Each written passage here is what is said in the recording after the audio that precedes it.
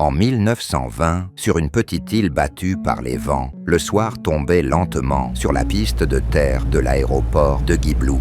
Le grondement d'un moteur fendit l'air, puis un avion apparut dans la lumière dorée avant de se poser dans un nuage de poussière. Quand l'appareil s'immobilisa, Guiblou en descendit avec l'assurance des grands voyageurs. Dans sa patte, il tenait une vieille carte froissée, jaunie par le temps. Au milieu de ses plis, un nom semblait attirer tout le regard, les montagnes du Pamir. Il rejoignit la cabane où vivaient Baggy-Pon et Pixel. Guiblou. Là, dans la chaleur du foyer, la carte fut déployée sur la table comme un secret longtemps attendu.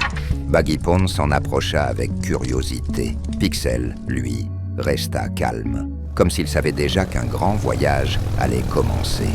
Le lendemain, Baggy-Pon. l'avion fendait déjà les airs. L'île disparut derrière eux, puis vinrent les terres immenses, les vallées arides, les hauts plateaux, et enfin les montagnes du Pamir, dressées sous un ciel d'acier. L'atterrissage fut difficile. Les vents secouèrent l'appareil, les roues heurtèrent la pierre. L'avion bondit, puis finit par s'arrêter au bord d'un plateau isolé. Ils étaient arrivés. Autour d'eux, tout semblait ancien. Le vent passait entre les rochers comme un souffle venu d'un autre âge. Guiblou prenait des notes dans son carnet d'exploration. Pixel restait contre lui, parfaitement serein. Baggy-Pon, lui, avançait avec un courage fragile. À plusieurs reprises, il crut entendre des murmures, puis des pas, Guiblou. puis ce qui ressemblait à une plainte lointaine venue du passé. Mais il n'y avait rien d'autre que le vent, la pierre et son imagination bien trop active. Puis enfin, ils découvrirent le site. Voilà l'histoire vraie du secret des montagnes du Pamir, où reposaient d'antiques tombes. Il y a 2500 ans, dans l'ouest de la Chine, des hommes furent enterrés avec 10 bracero en bois.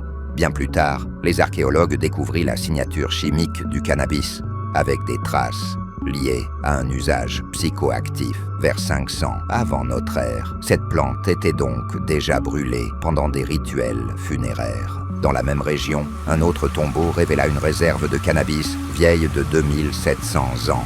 Plus étonnante encore, une autre sépulture montrait 13 plants entiers, déposés sur un corps comme un linceul végétal. Bien avant notre époque, le cannabis fascinait déjà l'humanité. Tandis que Guiblou observait les vestiges, sa patte rencontra un petit objet à demi enfoui dans la poussière. C'était une étrange figurine en forme de fleurs de cannabis multicolores, comme un symbole oublié par le temps. Le soir venu, les notes étaient archivées, la figurine rangée, et le mystère plus vivant que jamais. Les 3 amis reprirent l'avion et rentrèrent chez eux, heureux de leur découverte. Bientôt, Guiblou, Baggy-Pon et Pixel s'endormirent près de la cheminée, bercés par le feu. Mais sur la table, sous la lumière tremblante des flammes, la vieille carte semblait encore dessiner d'autres chemins, comme si la montagne n'avait pas livré tous ses secrets.